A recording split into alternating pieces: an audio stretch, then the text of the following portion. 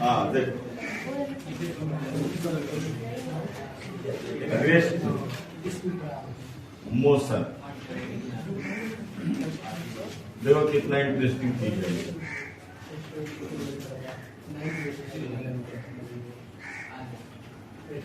Rest and motion.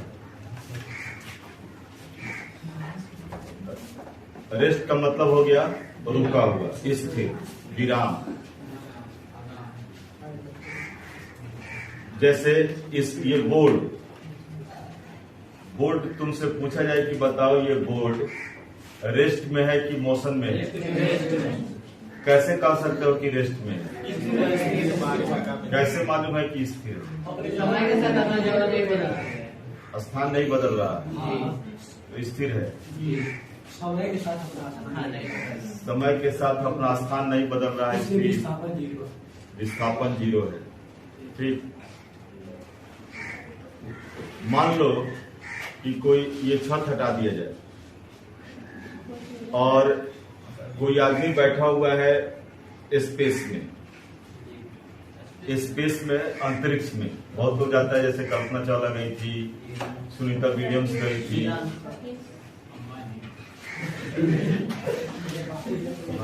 ये लोग जाकर के वहां रहता है लोग। ये कल्पना चावला गई थी तो मर गई, लौटते समय क्रैश कर गया उसका, बहुत फर्क। तो ये लोग वहां जाके रहे हैं। बहुत सारे साइंटिस्ट अभी भी वहां पर हैं जो एक्सपेरिमेंट करते रहते हैं। हमारे पूरे ये खगोल के बारे में, एस्ट्रोनॉमी के बारे में वहां पर बैठ करके एक्सपेरिमेंट करते हैं, क्योंकि वहां पर अर्थ का ग्रेविटेशन काम नहीं करता है। तो बहुत सारा चीज वहां पर जो अर्थ पर नहीं सही से रीडिंग मिल पाता है, उसका रीडिंग वहां सही से मिल जाता है। तो इसलिए वहां पर बैठ करके एक्सपेरिमेंट होता है। तो वहां पर मान लो कि तुम ऐसा बन गए साइंटिस्ट, तुम चले गए वहां, ये छत हटा हुआ है, तुम्हारे पास कोई ऐसा टेलीस्कोप बढ़िया सा है जिसका एकदम पिन पॉइंट उसमें विजन होता है, साफ साफ बिल्कुल देखते हो तुम वहां से इस बोर्ड को देख रहे हो। तो ये बोर्ड तुमको स्थिर दिखाई देगी, गतिशील दिखाई देगी? गतिशील दिखाई देगी, स्थिर नहीं दिखाई देगी। ये बोर्ड कहाँ है? पृथ्वी पर है, और पृथ्वी पर है, मान लो कि यहाँ पर ये पोजीशन है बोर्ड का। पृथ्वी स्थिर है कि घूम रही है? घूम रही है ऐसे। तो ऊपर में स्पेस में तो स्थिर अपने जगह पर बैठा हुआ है, वहां से देखा अभी तो बोर्ड यहाँ दिख रहा है उसको। कुछ देर के बाद ये ऐसे घूम रही है पृथ्वी, तो बोर्ड यहाँ चला आया। कुछ देर के बाद इसको दिखाई देना बंद हो जाएगा। तो बोर्ड को क्या कहेगा? स्थिर कहेगा कि गतिशील कहेगा? गतिशील कहेगा। तो इसलिए किसी भी चीज को, कोई भी वस्तु है, कोई भी बॉडी है, ऑब्जेक्ट है, उसको रेस्ट में है कि ये मोशन में है, ये तुम देख करके नहीं बता सकते हो। तुमसे पूछा जाए कि ये रेस्ट में है कि मोशन में है, तो तुम्हारा सवाल ये होना चाहिए कि किसके रेस्पेक्ट में, रेस्पेक्ट मतलब किसके सापेक्ष, किसके साथ तुलना करके बताना है कि रेस्ट में है कि मोशन में है।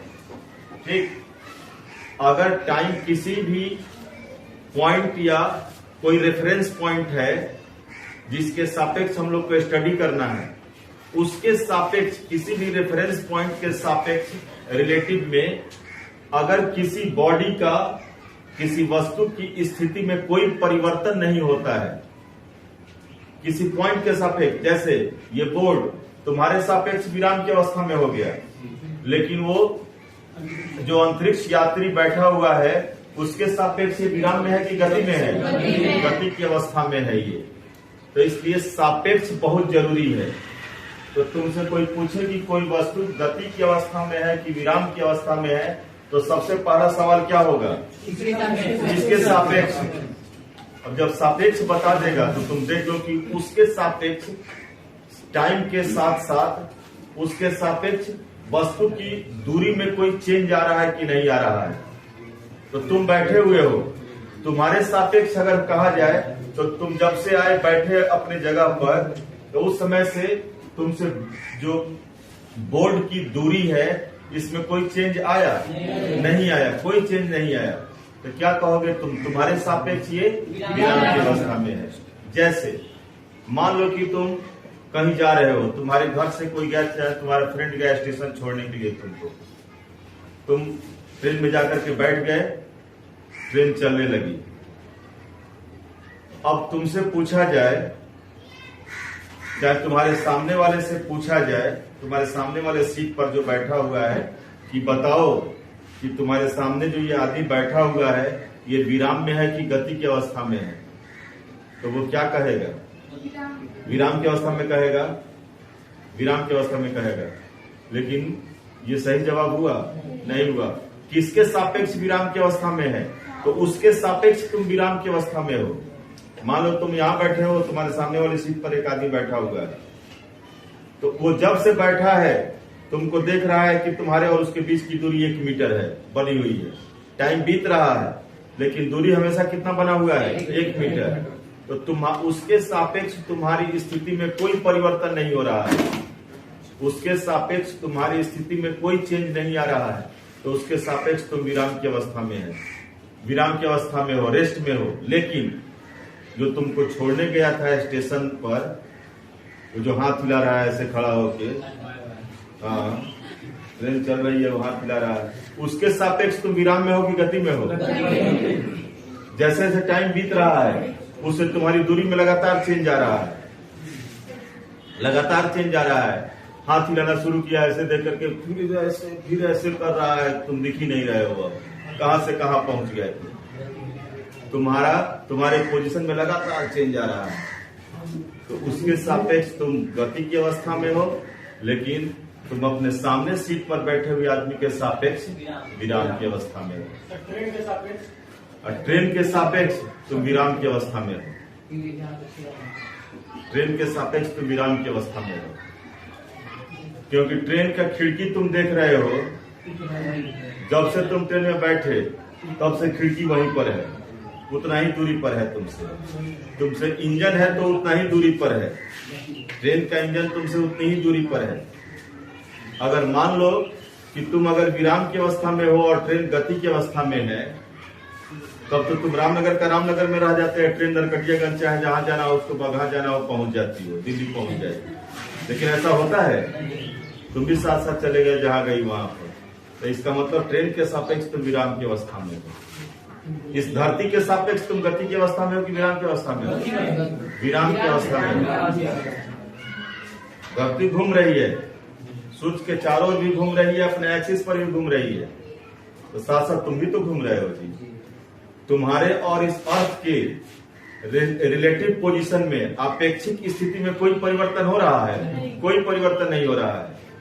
तो तुम अगर बैठे हुए हो तो धरती के साथ तुम विराम की अवस्था में, धरती के सापेक्ष विराम की अवस्था में। तो विराम और गति, अब यहाँ पर एक पॉइंट आता है, हम बार बार बोल रहे हैं अपेक्षित, किसके सापेक्ष? तो यहाँ पर एक टर्म आया अपेक्षित, रिलेटिव। रिलेटिव माने संबंधी होता है, पढ़े याद किए हो इंग्लिश में, लेकिन रिलेटिव का मतलब अपेक्षित भी होता है, किसी से तुलना करना, तुलना करना। तो रेस्ट और मोशन ये दोनों एब्सोल्यूट नहीं होते हैं, एब्सोल्यूट अपेक्षिक होते हैं, रिलेटिव होते हैं। एक अगर गति में है तो वही किसी दूसरे के सापेक्ष विराम में हो सकता है। अगर एक किसी के सापेक्ष विराम में है तो वही किसी दूसरे के सापेक्ष गति में हो सकता है।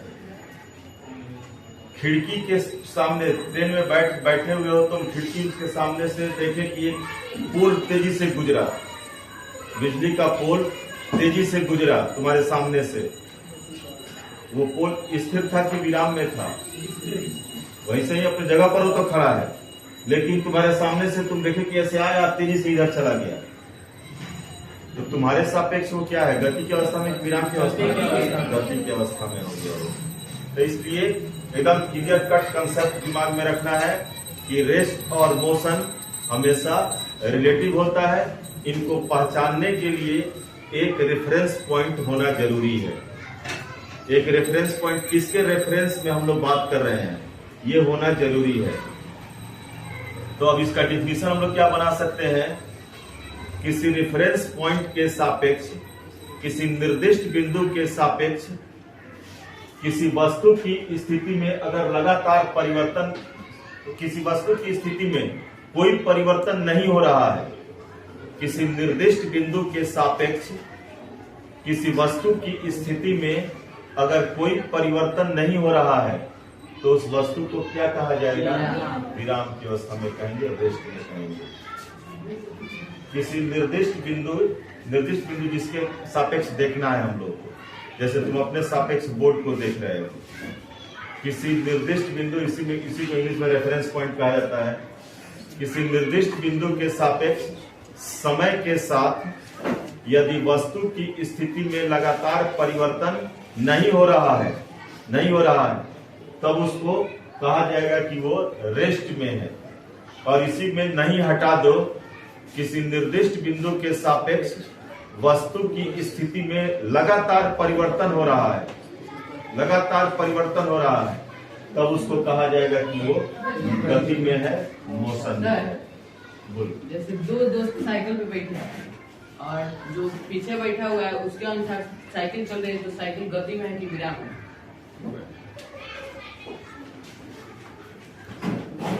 मान लो तुम साइकिल चला रहे हो, तुम्हारे सापेक्ष साइकिल गति की अवस्था में है कि विराम की अवस्था में? पीछे बैठा है उसके सापेक्ष भी साइकिल विराम की अवस्था में है। जैसे अभी ट्रेन के बारे में बात की हमने, ट्रेन के बारे में बात किए कि ट्रेन के साथ क्या एग्जांपल दिए हैं कि ट्रेन में तुम बैठे हुए हो, तो तुम्हारे सापेक्ष अगर ट्रेन गति की अवस्था में होती तो तुमसे ट्रेन की दूरी में लगातार परिवर्तन होता, समय के साथ लगातार परिवर्तन होता। तो ट्रेन की खिड़की जहां है वहीं पर है। तुमसे अगर 2 मीटर पर खिड़की थी जब तुम बैठे थे, तो अभी भी 2 मीटर पर है। तुमसे इंजन अगर 100 मीटर आगे था तो अभी भी 100 मीटर आगे है। तो तुम्हारे सापेक्ष ट्रेन विराम की अवस्था में है। ठीक उसी तरह से साइकिल चल रही है, लेकिन तुम साइकिल पर बैठे हो, तो साइकिल का हैंडल, मान लो तुम्हारा फ्रेंड पीछे बैठा हुआ है, तो तुम्हारे फ्रेंड से साइकिल के हैंडल की दूरी अगर 1 मीटर है, तो लगातार 1 मीटर ही बनी हुई है, तो उसके सापेक्ष साइकिल विराम की अवस्था में है। लेकिन बगल में जो घर है उसके सापेक्ष साइकिल किस अवस्था में है, गति की अवस्था में है। बगल में जो पेड़ है उसके सापेक्ष साइकिल गति की अवस्था में है। बगल में जो बिजली का खंभा है उसके सापेक्ष साइकिल गति की अवस्था में है। तो रेस्ट और मोशन दोनों का डेफिनेशन हम लोग को समझ में आया। टाइम के साथ अगर किसी निर्दिष्ट बिंदु के सापेक्ष वस्तु की स्थिति में लगातार चेंज आता है, लगातार परिवर्तन होता है, तो हम लोग उसको कहेंगे कि गति में है। लगातार परिवर्तन नहीं आता है तो उसको कहा जाएगा कि रेस्ट में यानी विराम में है। और रेस्ट और मोशन एब्सोल्यूट नहीं होते हैं, निरपेक्ष नहीं होते हैं। क्या मतलब हुआ इसका कि रेस्ट और मोशन निरपेक्ष नहीं होने का मतलब है कि अगर कोई किसी को कहा जाए कि जैसे ये फैन रेस्ट में है, हम लोग कह रहे हैं कि रेस्ट में है, तो दुनिया में कहीं भी कोई कहीं से भी कोई देख रहा है तो ये रेस्ट में है, ऐसा नहीं है।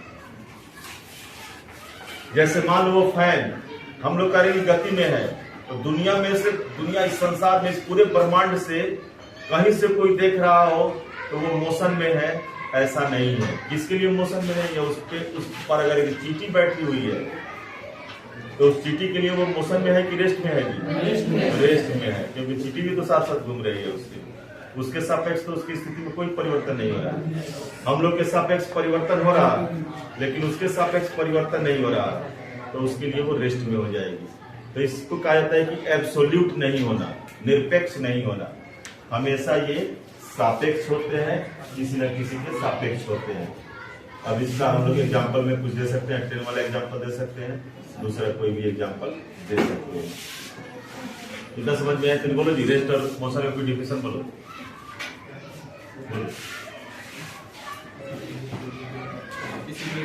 निर्दिष्ट बिंदु से अगर इस वस्तु की गति में लगातार परिवर्तन हो रहा है, स्थिति में अगर लगातार परिवर्तन हो रहा है तो वो गति में, अगर परिवर्तन नहीं हो रहा है तो समय के साथ यही हो गया, याद हो गया। तो ये सब और ये याद हो गया। ये निरपेक्ष होता है कि अपेक्षित होता है? निरपेक्ष नहीं होता है, अपेक्षित। अपेक्षित का मतलब किसी से तुलनात्मक अध्ययन किया जाता है, अपेक्षित होता है। ठीक, इतना समझ में आ गया। Point object, concept of point object. बिंदुवत वस्तु,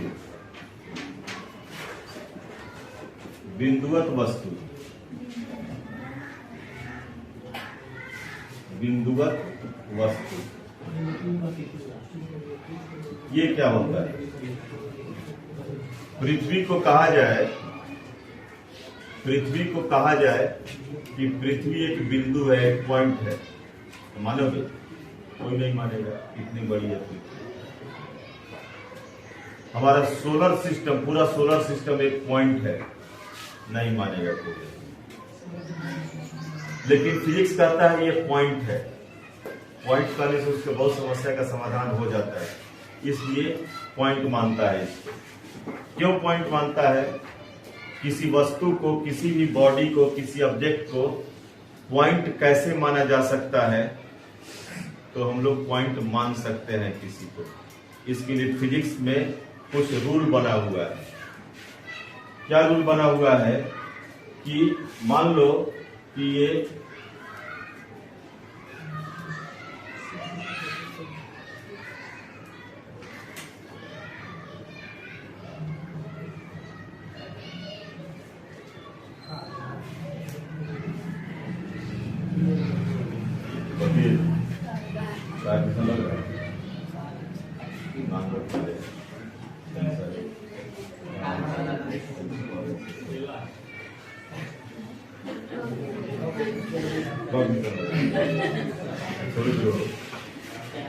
मान लो कि कार बॉक्स ट्रक जो भी हो, इसका साइज मान लो कि 20 फीट के आसपास होगा, 20-25 फीट। बड़का उनका बॉक्स 20-25 फीट होता है, बड़ा वाला। ये यहां से और बेतिया जा रहा है, डेली अप डाउन करता है। मान लो बेतिया, यहां से जा रहा है बेतिया, यहां से बेतिया जा रहा है। बेतिया की दूरी है 45 किलोमीटर, और इसका मीटर में अगर निकाला जाए तो मान लो अगर 20 फीट 25 फीट मान लेते हैं तो कितना मीटर हो जाएगा? लगभग 6-7 मीटर मान लेते हैं। मान लो 10 मीटर मान लो, बढ़ता बस 10 मीटर। इसका अपना साइज कितना है? इसका अपना साइज कितना हो गया? ठीक से बैठेगी। इसका अपना साइज कितना?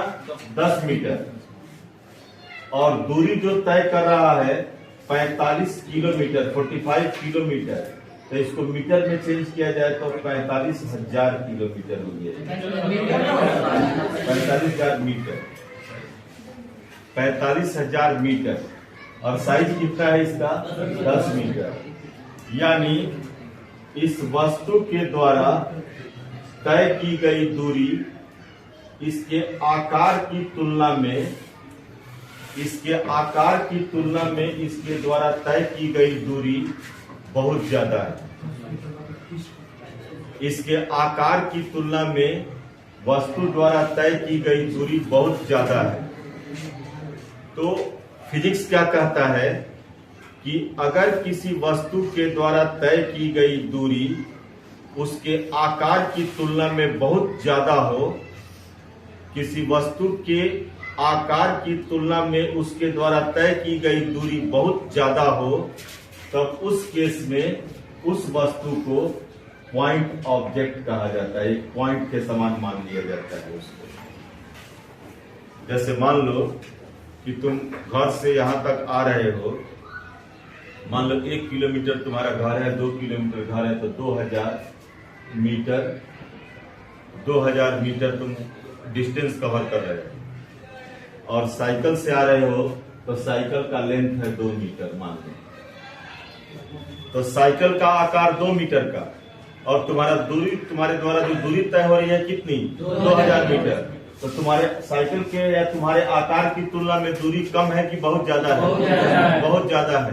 तो फिजिक्स कहता है कि अगर वस्तु के बॉडी के किसी ऑब्जेक्ट के साइज की तुलना में, उसके आकार की तुलना में, अगर उसके द्वारा कवर किया गया डिस्टेंस, जो दूरी वो कवर कर रहा है, ये दूरी बहुत ज्यादा हो, तब उस वस्तु को बिंदुवत वस्तु, एक पॉइंट मान लिया जाता है।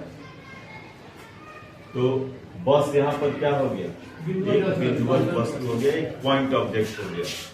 ट्रेन क्या कहला, क्या होगा, पॉइंट ऑब्जेक्ट होगा कि नहीं होगा? होगा। मान लो यहाँ से दिल्ली जा रही है, ट्रेन का लंबाई मान लो 500 मीटर, आधा किलोमीटर, और यहाँ से दिल्ली की दूरी कितनी किलोमीटर? लगभग 1000 किलोमीटर, लगभग 1000 किलोमीटर की दूरी तय कर रहा है। तो आधा किलोमीटर और 1000 किलोमीटर बहुत ज्यादा का डिफरेंस हो जा रहा है। तो इस केस में ट्रेन को क्या माना जाएगा? पॉइंट ऑब्जेक्ट, बिंदुवत वस्तु। तो बिंदुवत वस्तु का कंसेप्ट क्या हो गया कि जब वस्तु के आकार की तुलना में उसके द्वारा तय की गई दूरी बहुत ज्यादा हो, तो उस स्थिति में वस्तु को कहा जाता है पॉइंट ऑब्जेक्ट, बिंदुवत वस्तु। एरोप्लेन भी बिंदुवत वस्तु है। पृथ्वी के बारे में हम लोग बात शुरू में अर्थ के बारे में कहें, बताओ अर्थ बिंदुवत वस्तु है कि नहीं? पृथ्वी बिंदुवत वस्तु है कि नहीं? है, क्योंकि इसके द्वारा जो डिस्टेंस कवर है, सूर्य के चारों ओर घूम रही है। हाँ, सन के चारों रोटेट करती है, रोटेट नहीं करती है। रोटेशनल मोशन दूसरा हो गया। सन के चारों ओर ये घूमती है, चक्कर लगाती है। ऑक्सीलेटरी मोशन, रोटेशन हो गया कि अपने एक्सिस पर घूमना, जैसे लट्टू होता है टॉप, ऐसे घिरनी ऐसे घुमा देते हो तो अपने एक्सिस पर चारों ओर ऐसे घूमते रहते हो, तो उसको कहा जाता है रोटेशनल। जैसे इसको तुम ऐसे पकड़ लिया, ऐसे घुमा रहे हो, इस मोशन को कहा जाएगा रोटेशनल मोशन। वो पंखा अपने एक्सिस पर घूम रहा है ऐसे, तो उसको कहा जाएगा रोटेशनल मोशन। और पृथ्वी अपने एक्सिस पर भी घूमती है और सूर्य के चारों ओर घूमती है। सूर्य इससे 7 गुना बड़ा है, 7 गुना बड़ा है सूर्य, और उसका आकार उतना बड़ा है, फिर उसे एक दूरी बना करके तब उसके चारों ओर घूमती है पृथ्वी। यानी सूर्य के चारों ओर जो घूम रही है, इसका रेडियस बहुत ज्यादा हो गया, और उसमें घूम रही है तो इसका पाथ कितना हो गया? रेडियस होगा उसका परिधि के बराबर, सरकमफेरेंस के बराबर, तो बहुत ज्यादा हो जाएगा। यानी पृथ्वी के आकार की तुलना में सूर्य के चारों ओर, सन के चारों ओर इसके द्वारा जो डिस्टेंस कवर होता है घूमने में, वो बहुत ज्यादा है। तो पृथ्वी को क्या कहा जाएगा? पॉइंट ऑब्जेक्ट कहा जाएगा। ठीक, हमारा सोलर सिस्टम गैलेक्सी में घूम रहा है, गैलेक्सी में घूम रहा है, उसका भी पाथ, गैलेक्सी बहुत बड़ी है तो उसमें घूम रहा है, तो वो भी एक पॉइंट ऑब्जेक्ट है। गैलेक्सी, आकाशगंगा, वो घूम रही है, दूसरे मिल्की वे में घूम रही है वो, तो वो भी पॉइंट ऑब्जेक्ट है। यानी कंसेप्ट फिजिक्स में ऐसा हो गया कि किसी भी बड़ी से बड़ी भी वस्तु को हम लोग क्या मान सकते हैं? पॉइंट ऑब्जेक्ट माना जा सकता है। इसीलिए फिजिक्स में अधिकांशतः तुम देखो कि कोई कण इस दिशा में इतना दूर जा रहा है, इसका एक्सेलरेशन त्वरण इतना है, तो कितना डिस्टेंस कवर किया, किसी को भी कण कहता है, पार्टिकल कहता है ये।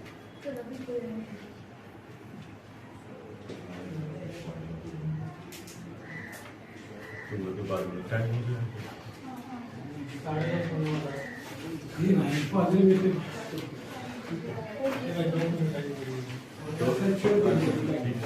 इतना समझ में आया ना? तो कल इसको लिखा जाएगा और इसका आगे काम किया जाएगा। इतना दिमाग में रखना, भुलाना मत।